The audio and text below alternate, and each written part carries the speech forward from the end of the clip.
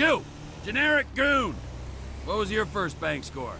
The Bank of Liberty City. I ran the crew. It was me, my brother Derek, God rest his soul, my pal Michael, God rest his soul, and another boy, Nico, who's probably dead too. As confident of a retelling this is, and inaccurate one at that, it only serves as one particular part of Packie. The part that did manage to take down the Bank of Liberty City, which, it's true, he ran the recruitment, the planning, and the ultimate execution, with a few hiccups, going on to confirm that at least 2 of that 4-man squad are dead, alluding to Nico being killed with the other 2. It is a little misleading though, because really only one person actually died on the job. Fuck you! Take the needle out your arm, then tell me what to do! I'll let you tell me what to do when you stop shoving half of Bolivia up your nose every Saturday night! Motherfucker! Fuck! We told you not to fuck with us! Shit! Michael! Saint fucking Michael! Now, if we go back to GTA 5 for a second, the recount from Packie ignores a very specific part of him that defined his whole character, a trait of his that is noticeably absent, his anger and his deep sadness. As long as I don't think about things, fantastic. Sometimes I think that is true for all of us. Sure, I reckon it is. Maybe that's why the world is divided into the drunk and the miserable. Maybe. Although my dad was both drunk and miserable. Right fucking idiot. I'm sorry about that. He messed the whole fucking family up, I reckon. I wish he'd been drowned at birth, got rid of the lot of us. You're not very cheerful today. No, I'm sorry. Happy thoughts, puppies, and little girls smiling, and clowns and all that shit.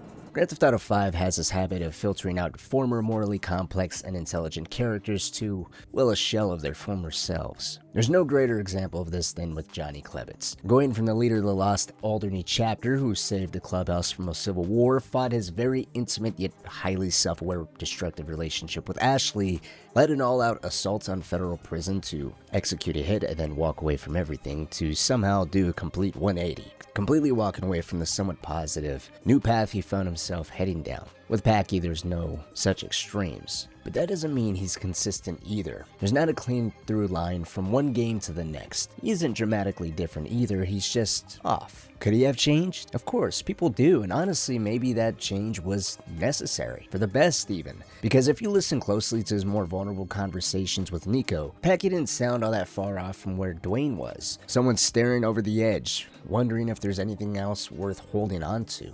A bitterness that radiated both inward and outward, that was no longer centered around money, crime, pride, or in Packie's case, familial heritage. It was all existential. So maybe getting out of Liberty City was a good move. Maybe coming to Los Santos gave him just enough distance to breathe, a chance to just try again, to make a few dollars doing what he knows best, without the constant suffocating weight of the McReary name hanging over him in a city that he and his brothers are all too familiar with. Thing is though, even if we grant him that mental shift, that fresh start, this brand new beginning, we can't ignore the beginning of his story or the hellish childhood he was forced to live that plagued him and all of his brothers. Although my dad was both drunk and miserable, right fucking idiot. I used to think I loved him, then I realized I hated him. Drunken bastard, fuck him. Packie's outlook on life and his decision to head into the criminal underworld was arguably made for him. His father, nameless as he wasn't faultless, as he had a criminal record stretching back as far as 1950, where he went on the run for committing murder, eventually getting arrested in 1961 after a decade of hiding. At least that's a bit of speculation, as those dates are provided by Liberty City police records on Maureen McReary, Packie's mother, who was convicted of being accessory to murder and harboring a fugitive. Her record also has some provided notes on Maureen being her husband's conspirator during those years and at some point becoming his victim of domestic abuse. As per her police record, she also refused to testify against him in court. While never given an explanation as to why, it's plausible her strong Christian values, desire to keep the family together, and undying belief in her husband being a good man despite the beatings he subjected her to could all explain her just being a devoted wife, refusing to turn on her husband. Which, notice how I said keep the family together, as it was right in the middle of his 1950 and 1960 conviction their first son would be born, Derek McReary, as his birth is believed to have been around 1956, making him 5 years old at the absolute oldest at the time of his father's convictions. Considering Francis followed after, age is unknown, but Gerald followed in 1973, Packie in 79, and Kate not long after. their father could have gotten a reduced sentence, taken a plea deal, or out on parole early, being readily accessible to Gerald, Packie, and Kate, but not around as much for either Derek or Francis, perhaps serving to save them from the worst of their father's bad side. While neither one of them would turn out to be saints, they didn't have to live through the hell Gerald and Packie did. As Packie would later go on to admit to Nico, he confused the love for hatred of his father, not understanding the depths of depravity his father was truly capable of, until he was finally old enough to understand the complicated feelings aroused as a result of his father molesting him and Gerald as children. Yes, his father was a drunken, angry alcoholic that they all were aware of, but the element of being taken advantage of was kept quietly between the two of them. It could very well be the reason why, out of all the boys, they had the youngest and most violent beginnings. Gerald would go on to be arrested for the first time at just 13 years old, charged for grand larceny. Packie, suffering from the same abuse, while looking at Gerald as his role model, would begin to develop an addiction to cocaine at just 14 years old. Simultaneously, he would go on to accept early jobs of working as his brother's spotter while he was still in middle school. As the two of them got older, slowly coming into their own, they became more violent and increasingly more protective of each other. While they continued to bicker, fight, and take jabs, as siblings do, they made sure no outsider was allowed to mess with their kin. Most of all, over their baby sister, Kate, who they even went so far as to protect from their father. They made sure that Kate only seen their father in the best light possible. Even during the events of Grand Theft Auto 4, as all the siblings talk and fight amongst each other, they make sure to spare the worst details about their father in front of her, showing that despite them being hard and cold and appearing to be emotionless, they had a very soft side for her, which also betrayed the level of consideration they could have, and thus showing the love for her in their own dysfunctional way. It's a very subtle part of them that falls to the wayside when you return to Will Packie's own criminal history. From 1997, at 18 years old, to 2005, Packie would rack up his criminal charges, ranging from Grand Theft Auto to being caught with cocaine while with a prostitute. His affiliations to the Pellegrino crime syndicate, as it's not identified as a full-on mob family, would also be noted in his criminal record. However, affiliation with Pellegrino is marked by business expansion due to a change in leadership. His father, a supposedly well-known leader of the McReary mob, would die, with Gerald accepting the position as head of the McReary mob. While Packie's father's death is referred to as a suicide, Packie would admit to Nico that he had a suspicion Gerald finally took matters into his own hands, let his own personal hatred take over, and he killed their father. Whether if he really did commit suicide or if Gerald did step in and kill him, it was a loss that nobody appeared to mourn except for Kate and the boy's mother. While no official date of their father's death is ever given, all the boys would eventually go their own ways. Derek would head off to Ireland after hitting a bout of depression in the 80s. Francis, continuing to distance himself from the rest of his family, would eventually head into law enforcement, and Gerald would establish new connections as head of the McReary mob, whatever was left of it anyways. This is where the Pellegrino family syndicate affiliations on their police records would come into play, as Gerald would be the one to establish contact with Ray Pacino and work alongside him as a way to attack Ancelotti family operations and deal blows to their hired muscle, the Albanian mob. Packie would appear to be a mixture of following Gerald while slowly branching out and doing his own thing, as we see with him bringing Nico along with what Gerald refers to as family business when going out to execute the heist on the Bank of Liberty City. And while not entirely wrong, technically, that robbery was family business, and not just a Packie exclusive ran job. So you want to involve him in family business? I have other ways of making money. There's no problem. Jerry just likes to think he knows best about everything, which is why he's been married 3 times already and still won't admit he likes men. If we break down the amount of jobs Packie himself offers to Nico, it's really only a total of 3, with the bank heist serving as both the means to be this escalation of work with Packie, but it's also the mission where Nico gets introduced to Gerald and Derek, the last of the 2 McReary kins for Nico to come to meet. Now, we'll circle back to them in a second because it's the other 2 missions I want to briefly cover and discuss the evolution of Packie and Nico's relationship through those missions. Now, for those of you that have never played GTA 4, Packie and Nico would actually meet through a third party. It was a massive cocaine distributor by the name of Elizabeth Torres that would hire Nico to overwatch a meeting that Packie was conducting. It was essentially security for him. In that mission, they do have a brief exchange, but it's nothing beyond Packie giving Nico the basic rundown of what's going on, and that Packie admitting that he does have some confidence and assurance in just this quick minute of how Nico carries himself. After this mission, Packie would give Nico a call inviting him over to his mom's house where they would have a pretty decent interaction. Most notable of which, Packie's continued sarcasm. Oh, there he is, Mr. Fucking Crazy Man. You want a beer? No. Good, because I ain't fucking got none. His protection of Kate and his drug problem. What a girl. I think she likes you.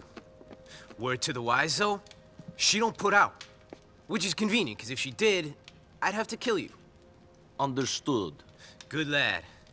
You got any drugs on you, boy? No? Shit. Well, probably a good thing. Since this initial job is rather small, as it's just Nico and Packie that are on it, they're given some time together to better understand each other and what this job is. It's a job that's pretty straightforward, as there's a shipment coming through that the two of them are meant to steal.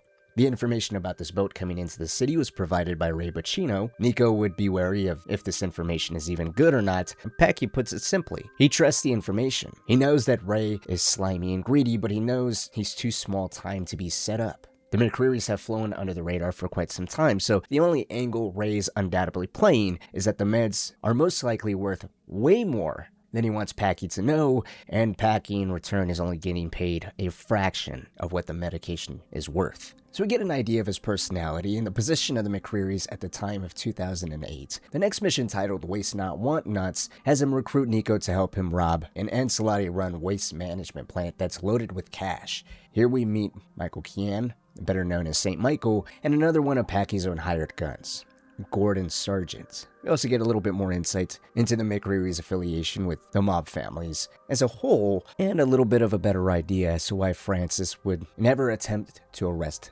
Packie, despite his obvious hatred towards his brother. And that's thanks to the amount of information Gerald has on Francis to keep his backstabbing tendencies in check. Tendencies Nico's already picked up on, as Francis was the first McReary brother he ever met and immediately clocked his crooked and double standards, which will be the very reason why Nico appears to pretty much hate Francis over the rest of his family. Despite there being jokes and jabs at all of the brothers, when it came to Francis, he appeared to have the most disinterested stance, straight up laughing in his face at times, raising his payment, and even telling him to figure out his problems on his own, walking away. Tell it to the judge. Tell him I only sent you to kill one guy, so it ain't your fault. I wonder what he'll say. Maybe he'll let you walk, on account of you being brain dead and totally fucking mentally retarded. Maybe he will. Either way, you're screwed. Whoa. Wait. Look. Granted, the undeniable selfish nature of Francis's jobs came with threats of arresting Nico for his own crimes. Francis gave plenty of reasons to not like him, let alone work for him. But for Packie, with a successful robbery of the Ancelotti's waste management plant, Packie would reach out to Nico by giving him Kate's number, acknowledging his baby sister appeared to like him, admitting that this is meant to be a purely platonic relationship between the two, hoping that Nico can help his sister at least get out more. This also signals the growing trust and respect Packie has after these two jobs were completed, with the culmination of the bank robbery seeing his trust with Nico increase even more by A, giving him Derek's number while asking him to do him a personal favor and check on Derek, who has appeared to slip back into a bout of drug and alcohol-fueled depression, sleeping nonstop in a park in Alderney. It's undoubtedly a personal favor, despite Packie still offering, should any expenses occur, both he and Gerald would gladly cover it on behalf of their brother. Speaking of a personal favor, around the same time, the ability to hang out with Packie as a friend is unlocked. Gameplay-wise, it obviously works as just another friend you can go out drinking, eating, or hanging out in strip clubs with.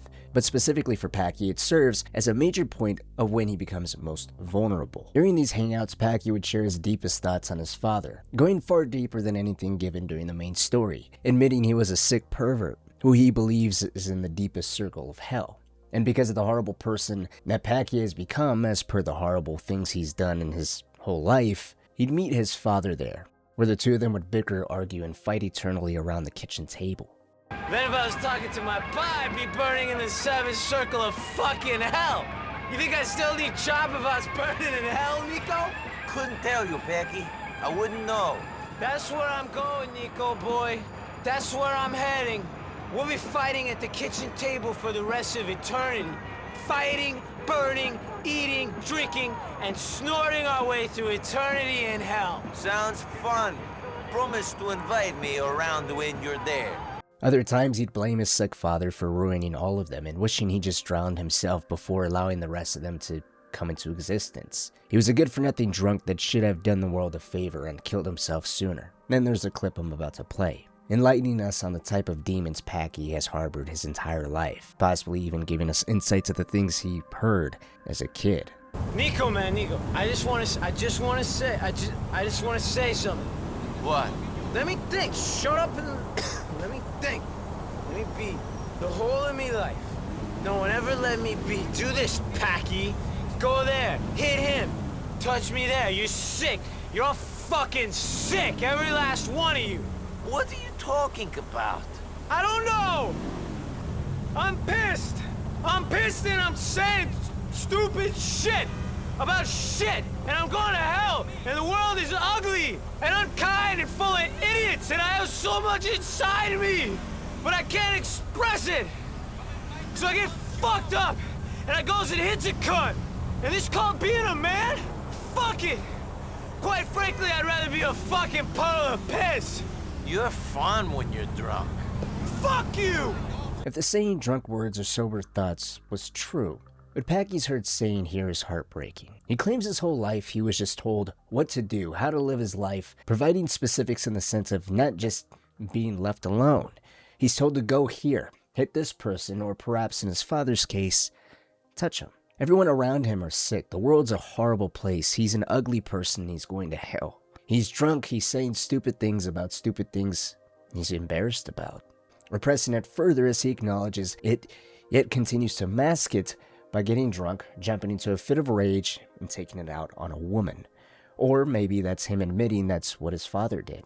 The only reason I speculate it's his father is because he's talking about hitting a woman and then questioning what being a man really is, in the sense of questioning his father's own masculinity and identifying that as another factor of him failing as a man and even as a protector, as you're supposed to keep your kids safe, to protect them from the outside world and not terrify them, but becoming their worst nightmare. It could also be him acknowledging, yet shying away from the part of him that resembles the worst parts of his father, by being left with this painful and embarrassing secret, while having this family that's supposed to be renowned, feared, respected. Even from broader connections, Packie's an angry, effective gunman that can easily be fueled 10 times worse whenever he's on a cocaine bender. Yet the person that they see, the person that they're afraid of, is someone that had their soul ripped out a long time ago and is doing his best to just maintain. Maybe not even for his own sake, but for his mom and sister. Who's gonna judge Kate? What would she win if they did? Virgin of the Year? I'm thinking maybe you can catch VD for both Fuck of us, you, Patrick. Katie. Language. Sorry, Ma. Upon a regular playthrough, Kate and Packie's relationship isn't all that different from regular sibling interactions. They both take jabs at each other's personal faults that only a sibling can see, or even poke fun of for that matter. It's ran through Rockstar's filter of adding a tinge of absurdity to it, but the authenticity is still there. Despite their jabs, Packie still loves his sister deeply. Why else would he threaten Nico? Why else would he continue to let Kate keep this perfect image of their father? The very person responsible for Packie having this deep level of self-hatred. And Kate's image of her father is perfect. According to her, she never seen her dad do anything to the boys that was unreasonable. From her perspective, Gerald and Packie were disobedient and rebellious boys that only acted out more in the face of her father's discipline. Discipline that calls for just voice raising. As angry as he was, that was as bad as it got. They were rebellious, and her father did everything to reel it in. On the other hand, she also admits that she was her father's favorite, due to her both being the youngest and, by her own admission, never giving her dad a reason to treat her any way outside of being his princess. And Packie and Gerald guarded that, even turning it into a point of teasing, saying Kate was afraid of the world, never experiencing it. And there's more truth to that when you listen to his phone call to Nico upon his sister's death. Should you choose the revenge option, resulting in Kate dying in a drive-by shooting at Roman's wedding. I never thought this would happen, Nico. I never fucking thought it. Kate, sweet, innocent Katie. I'm sorry, Packie. I was there. I tried to stop it. She didn't do nothing to nobody. It was those McReary men who are the sinners. We're paying for that ourselves. She didn't have to pay, too. She didn't, Packie. You're right. I gotta be with my mom, Nico. She don't got much left other than me, and that ain't much. See you, man. It's enough. See you, man. Now sidestepping the fact that Packie doesn't blame Nico for what happened, An angry, grieving brother could have easily done so. It was Nico that took her there. It was Nico's decision to go after Dimitri, killing him, destroying the last chance at Jimmy Pecorino, seeing and saving anything he could have had. And so it was in the move and decision of tying off all loose ends and hoping to progress forward that Nico learned the hard way that there was no happy ending for him. The happy ending was gunned down at the doorstep of a church, and anyone grieving, losing a sibling, feeling like they failed in protecting them, can easily spread blame to other people. But instead you hear the brokenness in Packie's voice. He's completely gutted, destroyed by her death. Francis or Derek, he just completely brushes off by comparison, but Kate, he's broken. Even admitting that she was innocent, she was pure. She paid for their sins. All of the boys chose their paths, chose their fates, and had their own personal suffering that they had no idea how to cope or heal from, so they continued to destroy their own lives and those around them. But they did so in a way that still managed to protect their mom and baby sister. That confidence in protecting those last two people was completely shattered. With her death, it's quite possible it killed any hope he might have had in having any belief of there being goodness in the world. I mean, at the end of Grand Theft Auto 4, with the exception of Nico and his mom, Packie didn't have anyone. He loses one brother by death or pure disassociation, while Gerald gets arrested with his hopes of being let out soon, completely dashing when he learns that additional charges came up extending his prison sentence. Packie had no one, and he's the only one personally around to even provide his mom any kind of peace with the death of Kate. At the end of the Ballad of Gay Tony DLC, during the credits, we see Packie head to Francis International Airport with a duffel bag heading inside. And we of course know a few years later he turns up in Los Santos, but what is less certain is what happens to his mom. Did she pass away during this time?